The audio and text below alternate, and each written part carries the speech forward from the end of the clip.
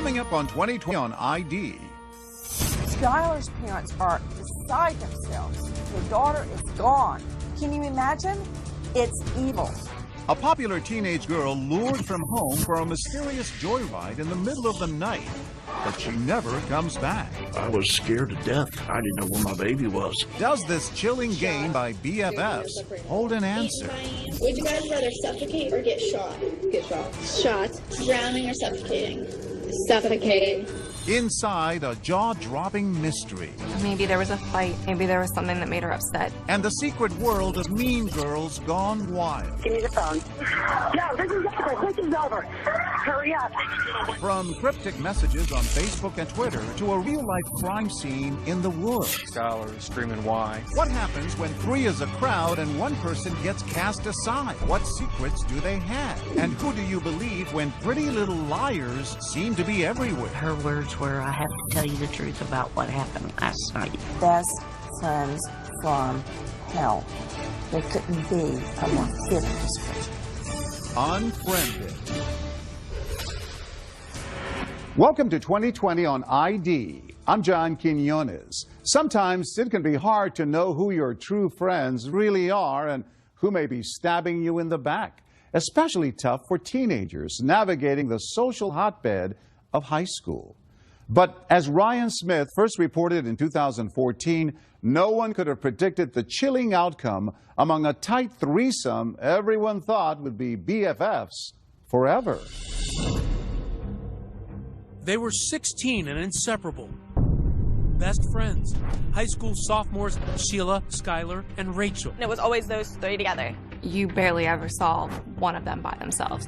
Silly in their selfies. Giggly teenage girls. They're pretty, they're sociable, they're popular. But behind their smiles, secrets that would shock everyone they knew. The level of deception, it's mind-boggling. The police were just as shocked as we were. No one was expecting anything like that. Pure evil.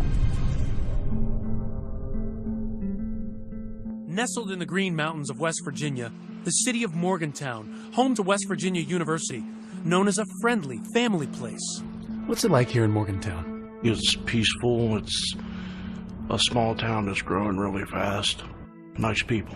Dave and Mary Neese lived in an apartment in the tiny Morgantown suburb, Star City. Dave works at a local Walmart, Mary at a medical office.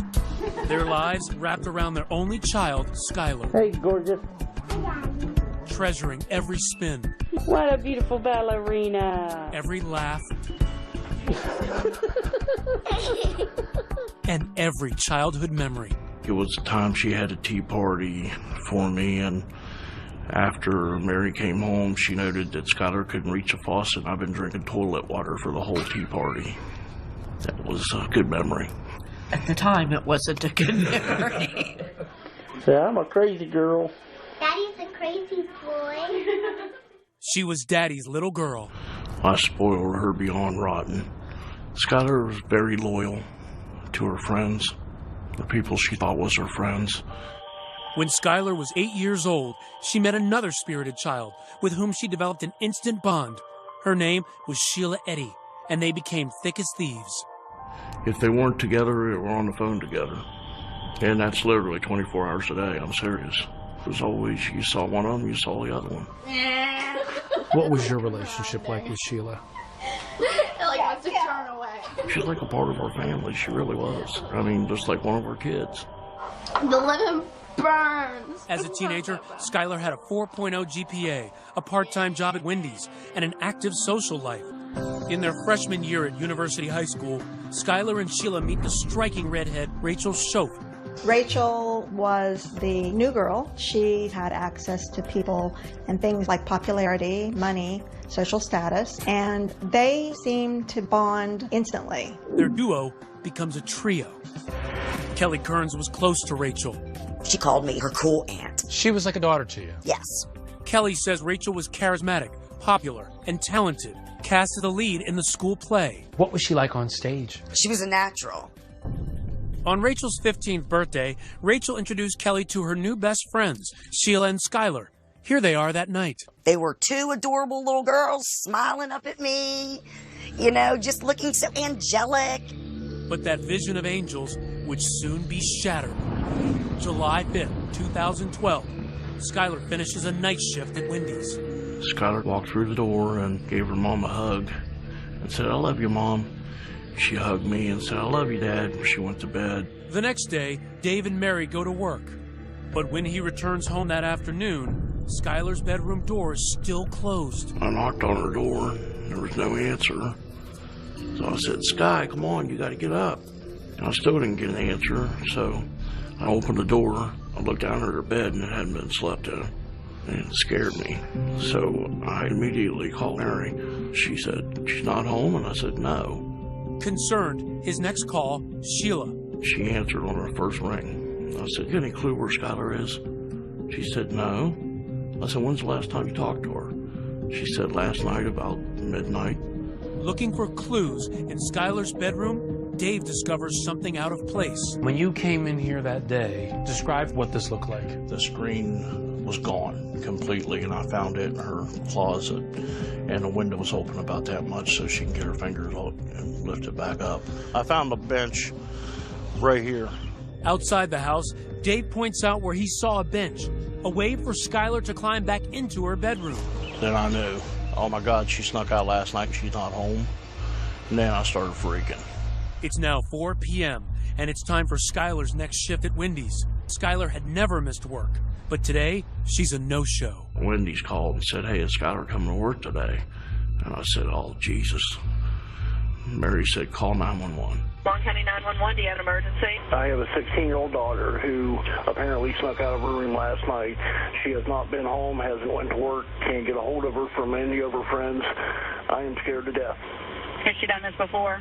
No. Just then, Mary gets a phone call from Skylar's best friend, Sheila. And what did she say? Her words were, "I have to tell you the truth about what happened last night." She proceeded to tell me that her, Skylar, and Rachel had snuck out the night before, and that they had driven around Star City, were getting high, and that the two girls had dropped her off at the end of the road because she didn't want to wake us up sneaking back in. I was scared to death. I mean, I didn't know where my baby was. It was horrible. Sheila and her mother come over and offer to help in the search for Skylar.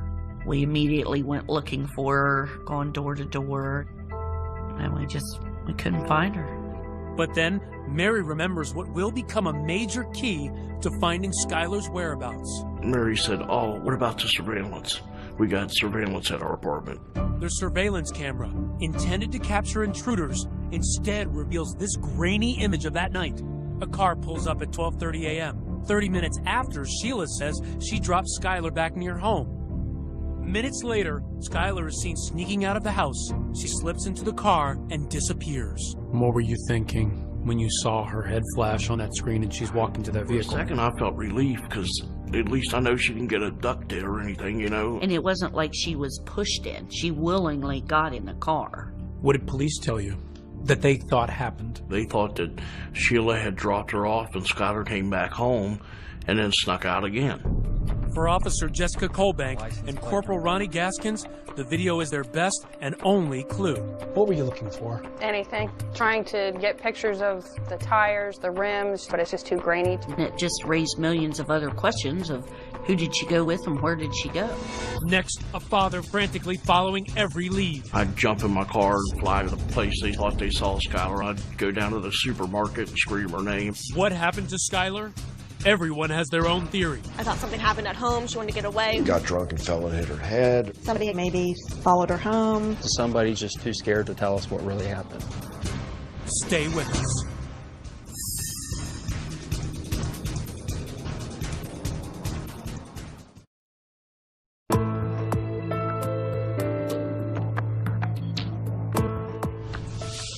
No one has seen or heard from Skylar Neese for days. But is she really missing or just a defiant teenager who's run off?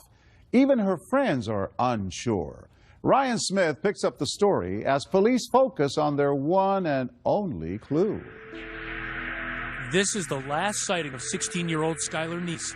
Surveillance video outside of her home in West Virginia. An eerie vision as she sneaks out of her bedroom, enters an unknown car, and vanishes. Surveillance video from the James Place apartments showed the 16-year-old girl willingly leaving the complex. A parent's worst nightmare. Anyone with information on Skylar's whereabouts? She seems to have left home voluntarily, so police do not activate an Amber Alert. Officer Jessica Colbank is assigned to the case 2 days after Skylar's disappearance. Did you think it was a runaway case at that point? It does happen. Kids run away. They come home a couple days later, or the parents find them. Skylar's parents, Dave and Mary, are frantic. Dave pleads on local TV for help, begging his daughter to come home. We love you. Come home as soon as you can, baby. Honey, if you're scared, don't be scared. You're not in trouble. We need to talk, and that's all, honey. Just come home. Each time they get calls with possible Skylar sightings, they rush into action. I'd jump in my car and fly to the place they thought they saw Skylar. I'd go down to the supermarket and scream her name. I mean, everywhere they thought they saw Skylar, we were there. Skylar's friends were worried, but hopeful. Morgan Lawrence has known Skylar since they were 3 years old. I thought maybe there was a fight, maybe there was something that made her upset, and that she'd be back the next day. I thought maybe something happened at home. She wanted to get away. Amarette Hughes, another friend, writes Skylar messages on Facebook, pleading with her to come home. Hi, beautiful. I love you and I miss you. Come home soon. The inseparable trio of Skylar, Rachel, and Sheila is now missing a key member. As for Rachel, just hours after Skylar's disappearance, she's happily posing for pictures on a boat with her family friend, Kelly Kearns. But Kelly says Rachel is worried about her missing friend. I mean, she was texting all the time.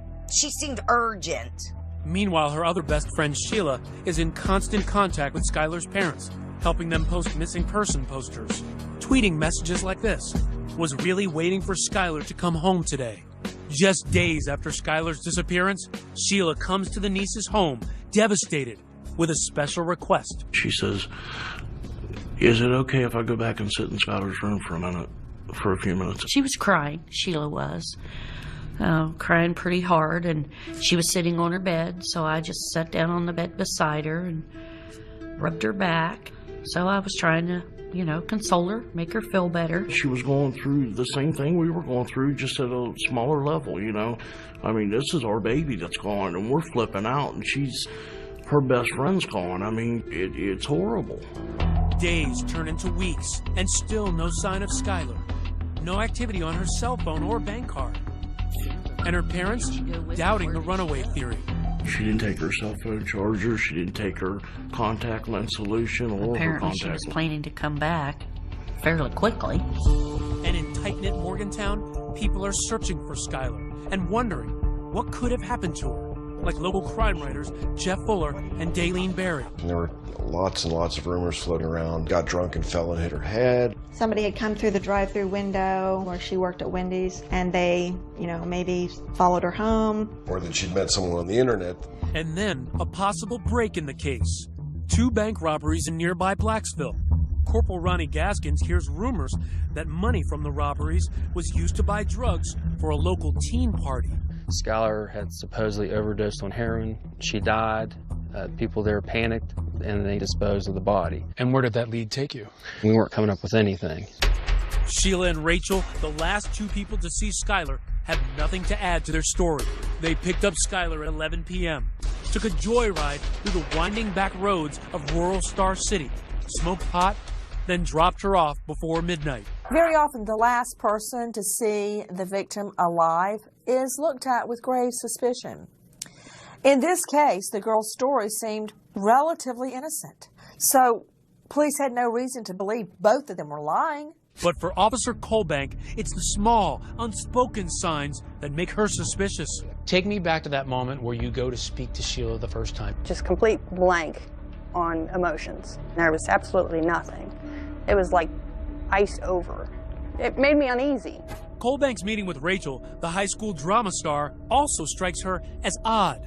She was really nervous. Which has got to be a red flag. What does she have to hide? Their stories were verbatim the same. No one's story is exactly the same unless it's rehearsed. And she's an actress, so she can memorize lines. I'm sure they had it written down somewhere. Okay, this is our story. We've got to stick to it. Everything in my gut was Sheila is acting wrong. Rachel is scared to death. But police don't know what Rachel and Sheila are hiding or why. Meanwhile, Skylar's parents are grasping for any clues, taking a closer look at the bad influence Sheila had become on their daughter. Sneaking out at night, you know. Found some marijuana in Skylar's pocket one time. Here it was Sheila's. We didn't like the way Sheila acted a lot of times, but being she was Skylar's best friend, we kind of overlooked it. It's becoming clear that the smiling face of Skylar's BFF was just a facade. You started interviewing people about Sheila. How would they describe her? What was she like? Shady, sketchy, sneaky, and pretty manipulative. Skylar's friend Morgan says Sheila rubbed her the wrong way. She was very self-centered. She would almost do whatever it took to kind of get her way. Amoret says Skylar confided in her that there were cracks in the clique. Her best friends were snubbing Skylar. These pictures that Sheila posted on the website Meet Me suggest Skylar had become a third wheel. She just thought that they were becoming closer, so they were just pushing her out. She was really upset about it. The slights were sometimes subtle, but clear as day for Skylar. They were dressed the same. They both wear dresses or skirts, but they wouldn't tell Skylar, and they would say it was more like a coincidence, but I secretly think that they planned it. Are Sheila and Rachel hiding a secret about what happened to their best friend? Officer Colbank is determined to find answers, to bring the niece's daughter home. And I promised Dave and Mary the very first day that I met him, I said, I'm a bulldog in my investigations. I said, I don't care if it takes me 10 years to find the truth. I will eventually find it. Next, the girls play a strange, secret game, captured on camera by Skylar. Drowning or suffocating? Suffocate. Where would it lead? Stay with us.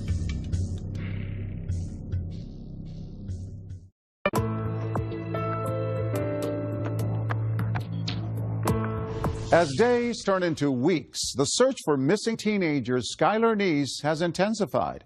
But with no signs of activity on her cell phone or bank card, police are beginning to think they're dealing with something far more sinister than a runaway. Ryan Smith picks up the story. Police have begun to suspect that Sheila and Rachel, best friends of missing 16-year-old Skylar Neese, are lying about what happened the night she vanished. The first red flag? Tension in the relationship. Officer Jessica Colbank pours through Skylar's old Facebook and Twitter posts. What she finds sets off alarms. You could tell she was mad at someone. In the weeks before she vanished, Skylar had posted angry messages. There's just something about you I can't stand. People can be so mean for absolutely no reason. Hope you don't expect me to give a anymore. Hashtag bye. And the final tweet she wrote, sent 10:48 p.m. the night she disappeared. You doing like that is why I will never completely trust you. She didn't trust someone. That was the issue. And perhaps the most suspicious posting by Skylar, this strange game among best friends. Sheila asks Rachel and Skylar how they prefer to die. Would you guys rather suffocate or get shot? Get shot. Shot. Drowning or suffocating? Suffocate. It's almost the same thing. I know, but it's not. And when police review Rachel and Sheila's cell phone messages after Skylar went missing, they note a curious absence. There was no mention of Skylar whatsoever. It was very odd. I mean, just based on, seeing Sheila's computers and her electronics, it's as if she just erased it from her mind forever. Skylar has been missing for months. Despite her parents' concerns about Sheila's bad influence, they're convinced that Sheila is simply grieving over her lost best friend. Even as the police are saying to you they've got some suspicions about Sheila, you were thinking, hey, back off of this girl. Oh, I even told him, I said, will you please leave her alone? She's going through enough. I said, those girls have just lost their best friend. Will you chill out on her for a while? What the nieces don't know is that Gaskins and the FBI, who have taken the lead on the case, are finding actual evidence of the girls' deception. Sheila and Rachel told police their joyride with Skylar was contained to the Star City area. Desperate for clues, police scoured surveillance video from local businesses. It paid off. This video captures Sheila's car at 12:39 a.m. heading north, away from Star City. That was the first variation in their stories, is where they drove around. And there's not just video. Cell tower pings from that night place them in the backwoods town of Blacksville. That just blew their whole, oh, we stayed in Star City. You're 45 minutes away from where you're saying you're at. You can't do that. You're not Houdini. So you say, aha, we have this information. What happens when you speak to Rachel and Sheila? They changed their story to fit, oh, sure, we were in Blacksville. I forgot that. Oops. We didn't want you to know that because we were supposed to be home already. Their carefully rehearsed stories are now mismatched. Sheila, the high school drama queen, claims Skylar didn't join them for the ride to Blacksville. But Rachel, the high school drama star, says she did. They're starting to differ, at least from Rachel's perspective. It sounds like the actress is starting to forget her lines. Oh, yeah. She had to come up with her own lines. And that's where she really started tripping up. Once you start seeing inconsistencies in a story, it's all over. The person's lying. And then you must ask the question, why would they lie? Sheila is adamant that her version of the night's events is true. She volunteered to take a polygraph. What did that say to you? Arrogance. I think she thought she was smart enough to outsmart a machine. So she took a polygraph, and what happened? Failed miserably. Rachel also agrees to take a polygraph, but en route on the day of the test, she's scared, jumps out of her father's car, and flees. She jumped out of a moving vehicle to avoid it. If you haven't done anything wrong, why won't you take this test? Now, armed with surveillance video and cell phone records that prove the girls have been lying, police tell Dave and Mary Neese that Skylar's best friends have a secret. At that point, we knew they had to know something. So we pushed. Your mission is to try to get their secrets out of them. Exactly. I asked them to come over, and I said, okay, help us. You know, if you're afraid of somebody, I promise you they'll never get to you. The Neeses start posting about karma on Facebook, writing that the girls need to tell what they know. Yeah, we hounded them pretty good. Yeah, we did. Their friends at school had picked up on it. Classmates and even strangers are putting pressure on Sheila and Rachel.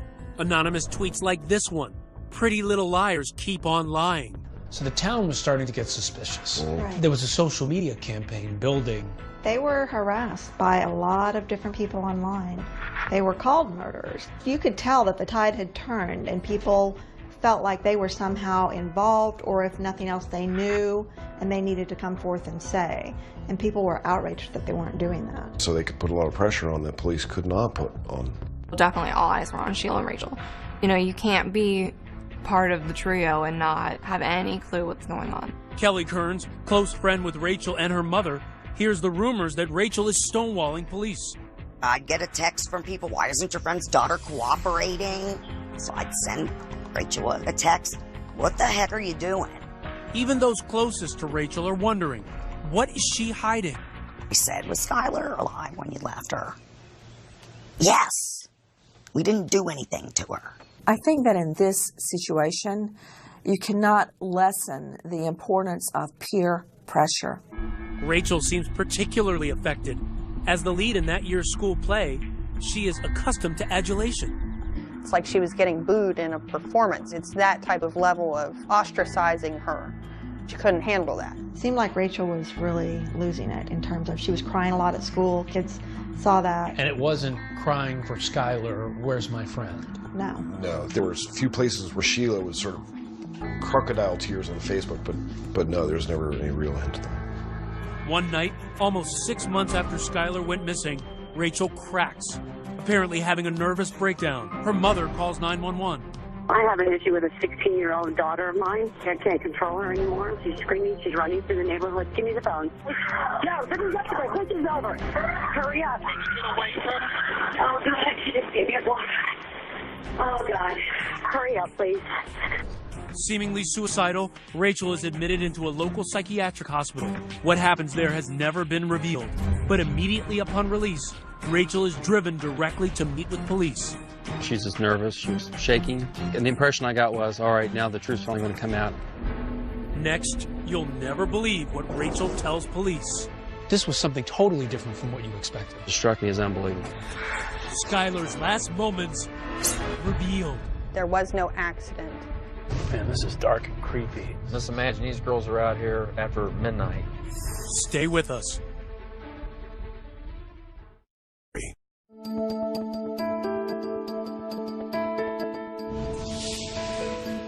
University High's leading lady, Rachel Schoaf, is not able to keep up the act anymore. 6 months after the disappearance of Skylar Neese, Rachel's abandoning the role of heartbroken best friend and going from a psych ward straight into the interrogation hot seat. She was just nervous. She was shaking. She's finally about to come clean to police about what really happened to her 16-year-old BFF. It was a plot twist no one saw coming. The first words out of her mouth were, "We stabbed her." This was something totally different from what you expected. Took us a minute to kind of settle down. Okay, what do you mean you stabbed her? Rachel tells Corporal Ronnie Gaskins she and Sheila began plotting to kill Skylar months earlier during science class. They were joking how they would dispose of a body. Then it got more sinister. We need to figure out how we're going to kill her. They don't know how to use guns, so they would use knives to stab her. The students said, they thought they were joking. They did know for sure that they didn't like Skylar by how they talked about her. So one of them even warned Skylar, and Skylar blew it off after confronting them. Rachel wanted Skylar dead now because, get this, she was about to leave for church camp. So one midsummer's night, she and Sheila gathered some critical tools: a shovel, paper towels, bleach, wipes, a change of clothes, and kitchen knives. And they arranged to meet with Skylar. Remember this grainy surveillance video? Police couldn't make out the car. Turns out it had been Sheila's all along. 12:30, they arrive at Skylar's house, the knives hidden in their hoodies. 5 minutes later, Skylar emerges. They drive out of Star City, past Blacksville, and across state lines to Pennsylvania, and into the woods of a town called Brave, where Skylar is about to face the fight of her young life. And they're driving on this road that we're on right now. Yes. And Skylar's in the backseat having no idea what's about to happen. She has no clue. Gaskins takes me back to the murder scene. Man, this is dark and creepy. I mean, Just imagine these girls are out here after midnight. And recounts what Rachel confessed. All three girls exit the car, and they walk down this road. The girls find a grassy area to sit and smoke marijuana. Skylar gets up and starts walking back to the car to get a lighter. That's when they execute their secret plan. Sheila and Rachel get up behind her and count. 1, 2, 3. And on 3, that was the time for them to start stabbing Skylar. Right here, Skylar is being stabbed by her two best friends. Yes. Skylar takes off running, with her two friends giving chase. Rachel tackles Skylar, and the pair continue to repeatedly stab their BFF. And according to Rachel, Skylar is screaming, "Why?" And then they try slitting her throat because they had read that it would kill her quicker if they cut her jugular. The plan was to bury her, but the ground was too hard. So instead, they drag her body to the side of the road and cover her with branches, rocks, and leaves. They don't even bother to really conceal her. They changed into clean clothes, they wiped down the car, and they left. Like nothing happened. This was calculated, planned out, thoroughly thought of before this night. The perfect murder plot. Everything planned to the T. But why? Her only answer to that was, "We just didn't like her." "What do you mean you just didn't like her?" "We just didn't like her." Well, why not? Did you ever get the sense with Rachel that she was really remorseful? She seemed to be relieved that the truth has been told. She doesn't have to hold it in anymore. It's not eating at her anymore. Shockingly, even though Rachel confessed, Gaskins doesn't arrest her. So we had no body. We had no physical evidence. I mean, we had all this circumstantial evidence, but we needed something more concrete. And there had been no cracks in Sheila's armor. So to try and nail her, that night, police put a wire on her friend Rachel, hoping Sheila incriminates herself. Sheila doesn't take bait. Instead, two killers take this smiling selfie together. Sheila tweeting, "Finally got to see Rach." Then, a break. Police think they have an ace in the hole, linking Sheila to the murder. They find traces of blood in her car. We had to do a DNA confirmation. Meanwhile, Rachel continues to give critical details to police. Details Skylar Neese's parents so desperately await, like the location of Skylar Neese's body. In this area right here is where we were able to finally locate Skylar's remains. She was 1, 2, 3, 4, 5, 6, maybe 7 steps away from the road. Back in Star City, the Neese family is holding a vigil on what would have been Skylar's 17th birthday. They are finally told the news they've been dreading. Skylar has been murdered. I was outraged. I was a mess. All these emotions run through my head at once. The search for Monongalia County teenager Skylar Neese is over. Skylar was our world, and now she's not here. Soon the news breaks publicly. Father, we thank you for joining us here today. But not the identities of the killers. And immediately, Sheila Eddy takes to Twitter to join the chorus of grief. Worst day of my life. The pain is real. And rest easy, Skylar. You will always be my best friend. At the same time she is pretending to mourn online, Sheila is brazenly taunting police, tweeting messages like, "Wonder if there's a Law and Order SVU where they don't figure it out." And, "We really did go on 3. A seemingly blatant reference to the crime. But what Sheila doesn't know is that authorities get their biggest break yet. Conclusive evidence linking her to the murder. A DNA match confirms that blood from the trunk of Sheila's car is Skylar's. It's that final piece that really nails Sheila. That was news that I was waiting to hear. Finally, with enough evidence to arrest Sheila, Gaskins closes in and tracks her to the Cracker Barrel, where she is having breakfast with her mother. I just want to be able to get her right then and there, get her into custody. It's a race against time at this point. Right. We're not just dealing with a 16-year-old girl. This is a cold-blooded murder. It's the end of the road for Sheila. She is leaving the Cracker Barrel just as Gaskins pulls up, cuffing the teen killer right there in the parking lot. I advised them she was being charged with the murder of Skylar Neese. What did it feel like for you to finally arrest Sheila? It was just an amazing feeling. It's also a huge victory for that young cop who wouldn't quit, Jessica Colbank. Elation. Pure joy. What did you say when you brought her to jail? Home sweet home. And then we shut the door with a big old grin on my face. Case closed for Colbank, but for Skylar's parents, Dave and Mary, sicko. Learning the killer's identities not only brought more heartache and devastation, but also fury. They're acting like they really care. And they're the ones that's responsible for the whole thing the whole time. Casting devastating new light on that moment when Sheila was overcome with emotion in Skylar's bedroom. Oh, my Lord, and we believe that garbage. Can you imagine? Your daughter's killer sitting on your daughter's bed, crying, and the mother putting her arms around her daughter's killer. Skylar trusted those two little witches, and it cost her life. Best friends like that, you don't want any enemies, that's for sure. How could they do that to their best friend? And the reason Rachel gave? That they just didn't like her? That's the biggest line of crap I've ever heard in my life. There has to be a reason. You don't do stuff like that for no reason. When we come back, the real motive? Was Skylar hiding something about her friends? Did she know too much? Skylar knew stuff about them that they didn't want out. Her secret diary revealed. Stay with us.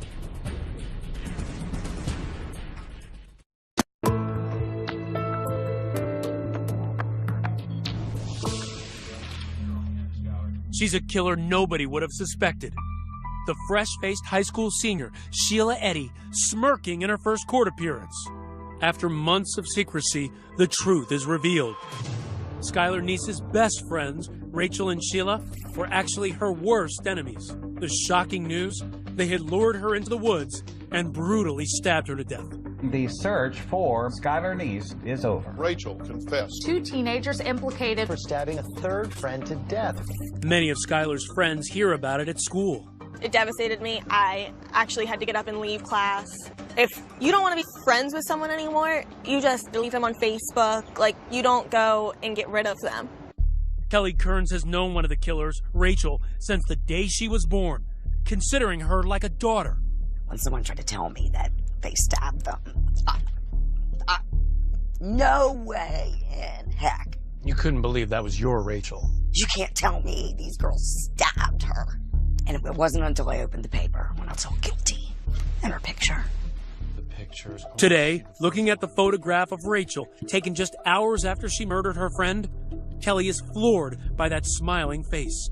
What strikes me about this picture is I don't see anything on her face that reflects what she did. It just makes you feel, you know, what'd you miss? And at the heart of the wrenching questions, how could 2 teenagers kill their best friend? they say they just didn't like her anymore, which is typical of teens, but teens typically don't kill each other when they fall out of like. Daylene Berry and Jeff Fuller believe envy may be part of the answer. Skylar, on some level, probably represented to Sheila and Rachel what they lost or could never be, and that was her wholesomeness. She wanted to stay focused on her goals of going to college, becoming a lawyer, being a self-sustaining individual that gives back to society. And Rachel and Sheila had somewhere along the way, they lost that. And Skylar was a reminder of something that they weren't going to be able to accomplish. So it's almost a jealousy. Yeah. She's the buzzkill. Yeah, she's the buzzkill. I think it was because Skylar knew stuff about him that they didn't want out. Stuff, he says, that was hidden in Skylar's diary, where he says she wrote about a sexual relationship between Sheila and Rachel, which she witnessed at a sleepover at Rachel's house. Daylene Berry and Jeff Fuller describe the incident in intimate detail in the book they've written called Pretty Little Killers. Sheila and Rachel became involved sexually, it appears. Skylar was forced to watch because she knew if she left the bedroom, they had all been drinking and they'd all be in trouble. Several weeks after the sleepover, Skylar tweets, "I'd tell the whole school all the I have on everyone," which is a lot. Hashtag, if I could get away with it. Then, 1 month before she is murdered, there is another tweet from Skylar. "Just know, I know."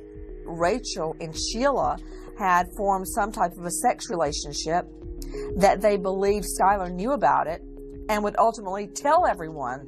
But the nieces say that Skylar never would have acted on the veiled threats. She had a lot of gay and lesbian friends. It didn't bother her. Now, she didn't care if you were pink, purple, yellow. That was just Skylar. Why do you think they killed her? For the thrill of it, to see if they could get away with it. I feel that they had a strong dislike for Skylar, so it's fitting they stabbed her in the back. A year and a half after the murder, Rachel faces justice. She pleads guilty to second-degree murder, a lesser charge based on her cooperation. Finally, in court, she directly addresses the Neese family. I'm so sorry. I don't know if there's a proper way to make this apology, because there are not even words to describe the guilt and remorse that I feel each day for what I've done. The person that did that was not the real me, not the person I am, not what I'm made of, and not what I believe in. Rachel's mom weeps as she listens. Again, I'm so sorry, and I pray each day for everyone involved, and I pray each day for forgiveness. She can take her apologies and everything else and sit on them because that's about what they're worth to me and my wife. She has done nothing but make our lives a living hell since this day one. And she's sorry because she got caught. That's the only reason she's sorry. She was crying. She was emotional. You didn't think that was remorse? To me, that was her final act in front of an audience. She's the big actress, star of the high school plays. This was her last Broadway performance. At her arraignment, a defiant Sheila Eddy pleads not guilty. Sheila Eddy, how do you plead? Not guilty. But later, in a surprise development, she changes her plea. Sheila Eddy, how do you plead to the offense of murder in the first degree? Guilty. Guilty to first-degree murder. She offered no words of remorse. Why do you think that Sheila has never apologized? Because she's not sorry. You don't apologize for murdering somebody in cold blood because she meant to do it. It's a good thing she didn't give an apology. People think it's horrible because she didn't. I commend her. Don't stand up there and lie to me and tell me you feel guilty. Rachel's family described her actions in a statement as unforgivable and inexcusable. Sentenced to 30 years, she's now serving time in an adult prison. The same prison, in fact, where Sheila, the girl she turned in, is now serving a life sentence. But both girls could be released on parole by their early 30s. If I'm dead and gone, somebody will be there to make sure they talk to the parole board and these animals don't get out of their cages. If you could say anything to Sheila and Rachel right now, what would you say? Rotten hell. Skylar's friends are still trying to process their loss and mourn the milestones they are experiencing without her. Skylar never got to go to a prom. Isn't that your boyfriend? Mary and Dave never got to see her get all dressed up and get the bouquet and get everything else. And graduation was definitely one of the hardest. That week was a little rough. In memory of their only child, Dave and Mary Neese helped pass Skylar's Law in West Virginia. It requires Amber Alerts for all missing children. This is Skylar's room. When you come in here, does it give you any sense of Skylar now? Yeah, it still does. They continue to treasure every item that belonged to Skylar. Some of them don't mean anything. They were hers, so we'll always keep them. She has a bunch of cards and drawings. Yeah, see, her friends were always sending her a birthday wish for my friend. Uh-oh. That's what I think of that one. That was from Sheila, by the way. The card reads, "Happy birthday. Love, Sheila. BFF. Love you like a sister for life." For Dave, it's just one more reminder of the searing betrayal that has destroyed their world. Because of that outward appearance, people don't want to believe they're capable. I still, to this day, have people say, there's no way, it's just those two girls. Yes, it's those two girls. This crime, to me, is one of those crimes that go down in the books as truly evil. Best friends from hell. There couldn't be a more fitting description. Today, on a hidden road, deep in the woods of a town called Brave, there is a silent shrine. They say this is pretty much where she was found. The site of Skylar's murder has been transformed into a memorial. On this visit, a stranger had written a note to Skylar. This one says, "Rest in peace, sweet Skylar. Soars the angels." Baby, I'm so sorry.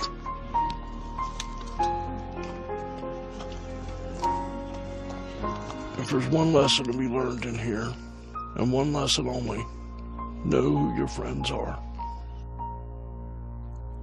Dave and Mary Neese moved from the apartment building where they were living. They say it's just too painful to remain where Skylar once lived. As of 2015, Sheila Eddy and Rachel Schultz both remain in the same prison. I'm John Quinones. Please join us next time for another edition of 2020 on ID.